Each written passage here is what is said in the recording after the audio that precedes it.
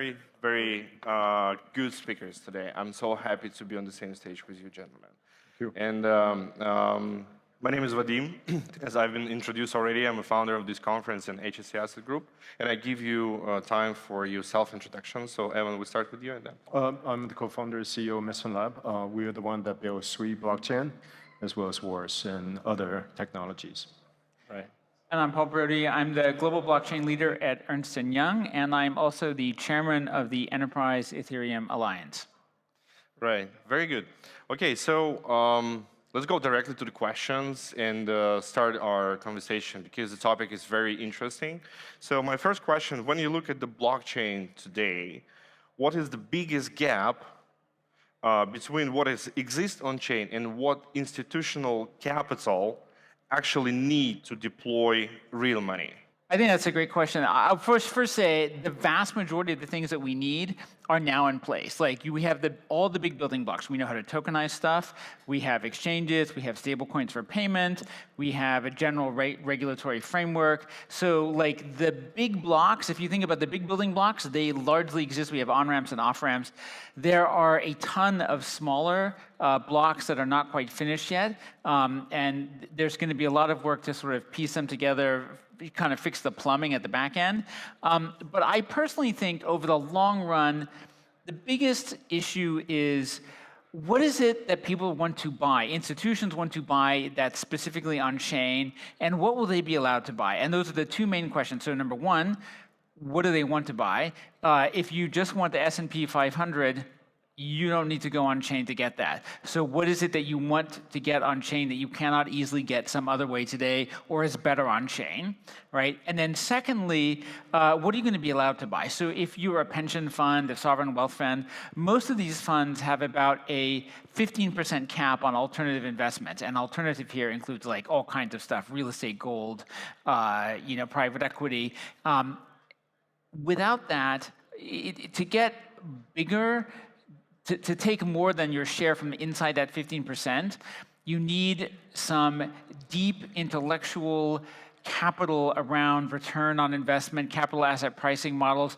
You need the same kind of stuff that gives the weight to bond and stock indexes, and that takes standardized assets and years of return track records, and we don't have those yet. Some of this stuff is just going to take time. If I may, so I think Paul touched on a thing with the first question, is that what do we need for these assets to move on chain? And you talk about stitching things together, and that's the problem, right? So some of the hardest parts of stitching together is what's your privacy, confidentiality model, can you configure in for your needs rather than one size fits all, which we're seeing right now is either entirely public or entirely private. That is absolutely the wrong model based on the many, many years of experience we have building complex systems, right? And you just can't have that. It has to be configurable. It has to be, well, in this case, we have a few parties that want to have a private club and transact between them, but settle the result on chain. In some case, you have to have transaction that high balance amounts and all that sort of thing. You can't stitch that together easily, right? And that's part of the problem. And why would you want to stitch them together? If you are using payment rail and then have to use a different settlement rail, you have to have different configuration, access control, another one for data storage, you are having a mess. And the whole point is have everything in one go so you can visualize the risk and you can control the risk and you can have more efficiency. So we're close, but we're also not quite there. And this is why we build Sui the way we build layers and all control through the smart contract. Everything is configurable. And the other thing you touch on is in what do people want to buy? I have more sort of a little bit kind of conversation with people who want to bring these kind of tokenized assets to their consumers, right? And well, so they say, well, you have two rail, right? You have the traditional rail, which is T plus something, T plus 1 or 2, and we would love to offer then the T plus 0 rail goes to tokenized, kind of a route. Well, just use an example. People want to buy gold here, right? If you buy gold, let's say any kind of marketplace, it's going to be some work required to move them, to use them, to collateralize them, as opposed to if you have a tokenized version, you immediately can collateralize them, and maybe generate yields from them. So that is the potential. I'm obviously simplifying things, right? But if we get pulled that off, it's T plus 0, right? So same familiar asset class, but you could have much faster speed and much more exciting. But we got to all solve a lot of these kind of nitty-gritty issues. Right. So my next question will be more specifically about these gaps. So we have liquidity, we have pricing, we have governance, we have privacy. And these are often cited as the gaps, right? And you also mentioned that. But which of these is the hardest to close? So 12 years ago, when I got into blockchain, the first thing I thought, because I came from an enterprise software space, was like, this is insane. Where's the privacy? We can't scale this. And it's interesting because I'm an old man, so I remember the beginning of web commerce. Like without SSL encryption, you couldn't do a credit card transaction. And my mind immediately went to the analogy. So for the last 8 years, the number one priority, actually 9 years now, the number one priority at EY in terms of our research and engineering investment has been privacy technology. And I feel like we have cracked the code on privacy. EY created a Ethereum ZK rollup. We can do 400 million transactions a day, roughly 4,000 a second, under full privacy, and we can also build fully private smart contracts that run on the public Ethereum blockchain. So I feel like after like 8 or 9 years, and I will fully admit, I thought this was going to take 2 years when we started. And I can tell you my bosses don't like it when I make the joke that we're 9 years into a 2-year project. But we have got it. It's running. We have, if you've heard of the chain Plume, the Ethereum L2, we're in testnet on Plume for our privacy technology called Nightfall. We're in testnet on Celo for payments. So I think after a lot of mathematical effort, privacy is cracked. Where I think the next big challenge, in my personal opinion, is liquidity. So we need to get to parity between off-chain and on-chain assets. And by the way, once we get to parity, on-chain assets win because of exactly what you talked about. They settle so much faster. You can borrow against them. You can plug them into DeFi protocols. You can do all kinds of stuff. So the minute we get to parity, we actually get to advantage for every single asset on-chain. So I agree and disagree on some ways, right? I think I agree with you, the confidentiality, privacy is a hard problem, and that's one everybody's talking about, everybody's excited about. And we're seeing some attempts today, it's more akin to enterprise blockchain. So there's going to be a question whether it's L2 fragment or solve the problem partially. As you say, liquidity is a concern. Any kind of fragmentation of liquidity is making things difficult. And anytime you're required to use different rails for payments or liquidity for whatever, right, you further make things less efficient. So we believe in everything on one chain, but different layers. And you can solve the problem. Everything's configurable through the smart contract. You could achieve all that without some of the complexity. So we'll see, right? I agree with you. Over the next year, I think a lot of these technical problems we solve, and then it's always the things at the edge that takes some surprising amount of time to solve. But we're getting very, very close because regardless of what the market does right now, what we're seeing is the interest from institutions real. It really comes down to they want to serve the customers better. They want to be more efficient. One thing that was very positive is, I think it was last week, the SEC laid out their point of view, which is that if you're going to have an offering that's on-chain, it needs to be exactly the same as the off-chain version. So if the off-chain version has voting rights and a dividend, the on-chain version must have the voting rights and a dividend. And the reason for that is that otherwise their view is you're going to need to apply for a separate securities approval for that. I think that's going to, nobody wants to do another one of those. So I think that's going to give a tremendous push to the efforts to close all of these gaps between off-chain and on-chain to make the on-chain asset equivalent. Right. Very good. So basically, you said that the privacy can be solved by the zero-knowledge technology, right? And liquidity, if you have a whole ecosystem, that probably would help. But more specifically, can public blockchain realistically become institutional infrastructure? or will the real money always require controlled permissions layer because of the governance and things like that? Do you think? I think Evan and I are about to agree with each other, but I bet our business at EY on Ethereum. I bet my career on Ethereum. I wrote a book called Ethereum for Business. I simply do not believe that private chains have a really compelling value proposition. If you could agree with a bunch of other companies to run a permission chain, you could have just hired Amazon to run a web server for you. It would have been cheaper and it would have been faster. Public chains work because they are open, they are permissionless, they are high innovation ecosystems.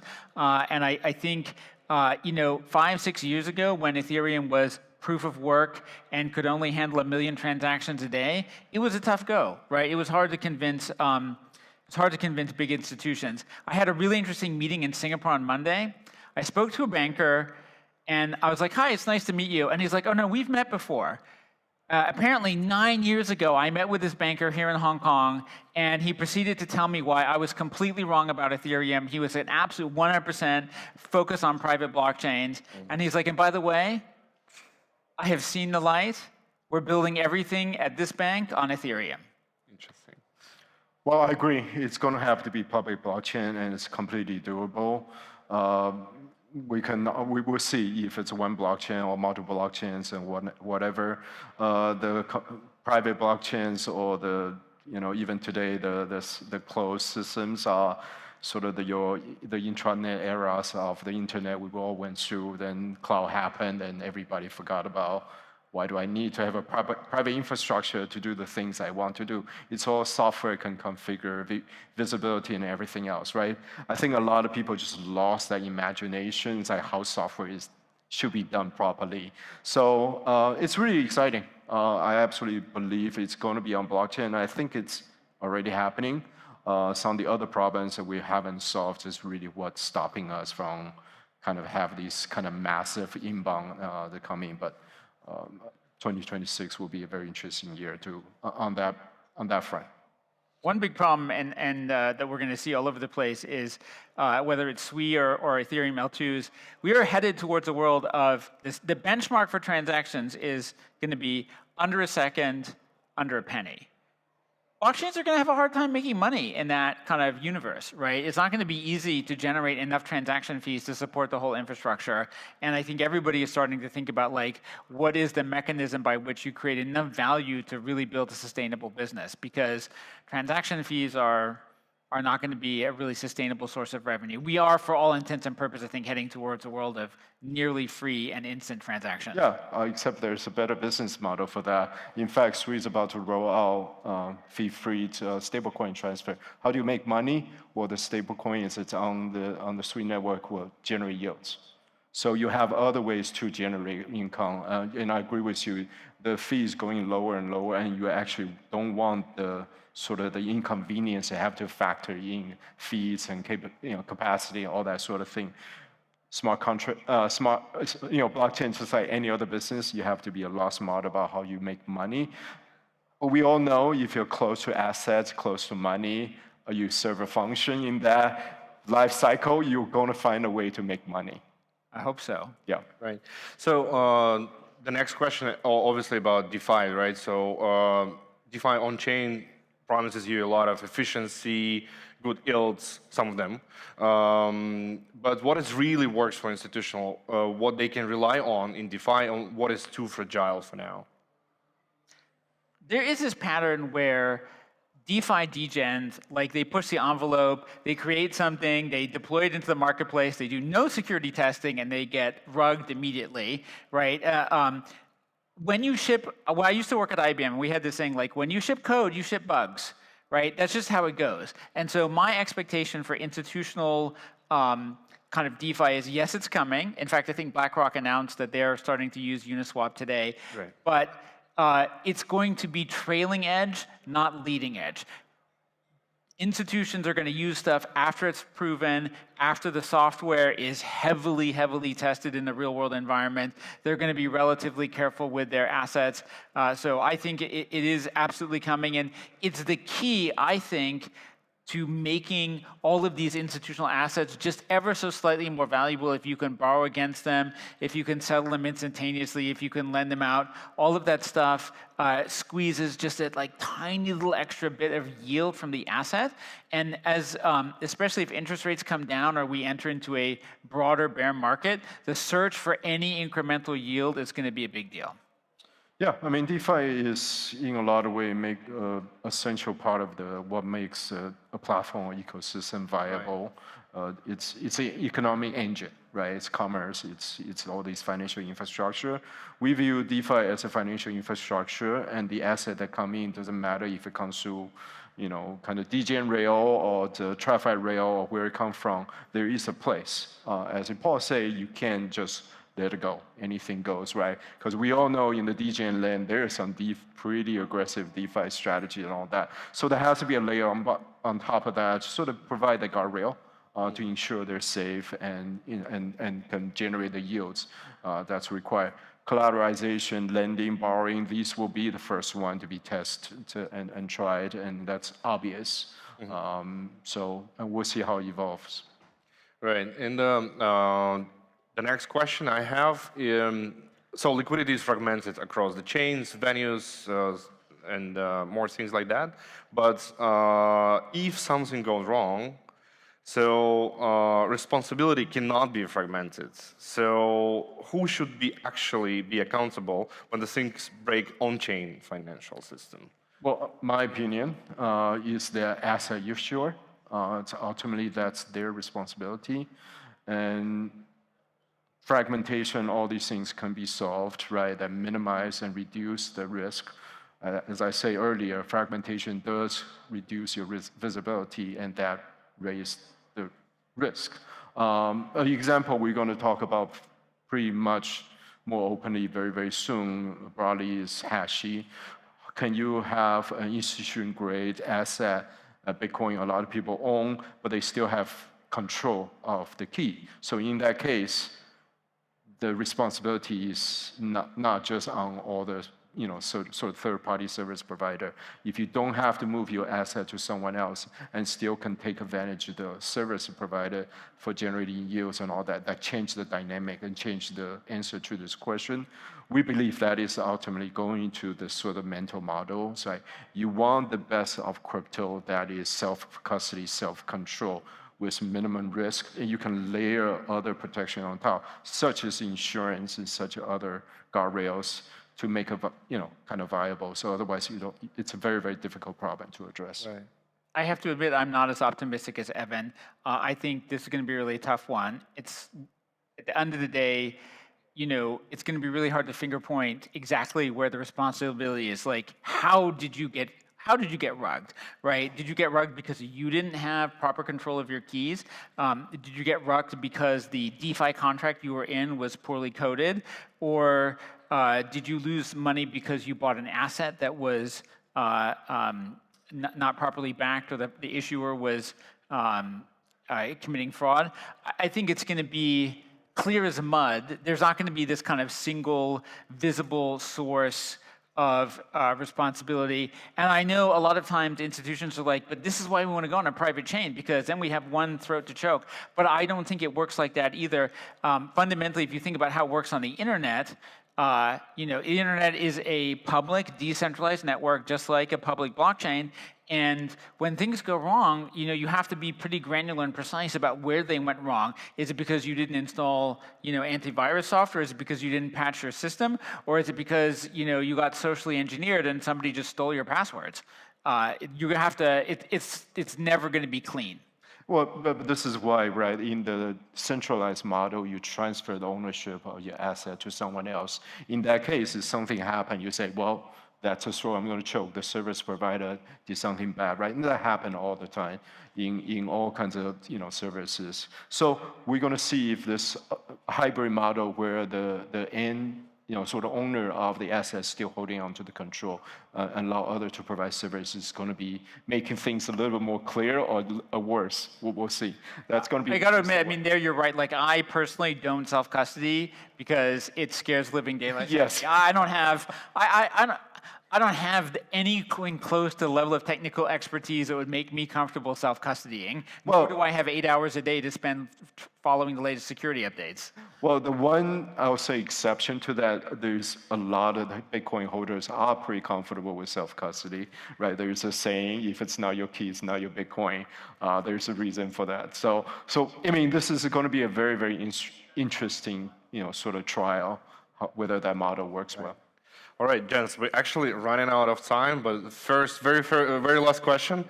Quickly, please reply about the future, right? So obviously, the next 2-3 years or 5-10 years, up to you. What should be done right now for the institutional committee to say, okay, we're gonna go on chain, and they bet on them more than like what they have right now? So the most important thing is get some kind of asset in there and start engaging on public chain so that you're building up that capability. Almost doesn't matter what, you're going to get some kind of return on that investment, and then you're going to learn how to proceed next and where the customer demand is. I'm going to go a little bit sort of higher order here, right? For all the people working in this financial industries or asset management, all that, think about the world we're going in. Everything's getting automated. Everything. The internet is really not built for asset management to be completely automated. The web is built to be friendly to human but hostile to agents, right? Think about the world. You need this layer of blockchain on top. This is where the concept Web3 actually makes perfect sense, that allow that automation to happen. So if you don't get busy, be part of that trend, you're going to get left behind. Very good. Thank you so much, gents. It was a very good conversation.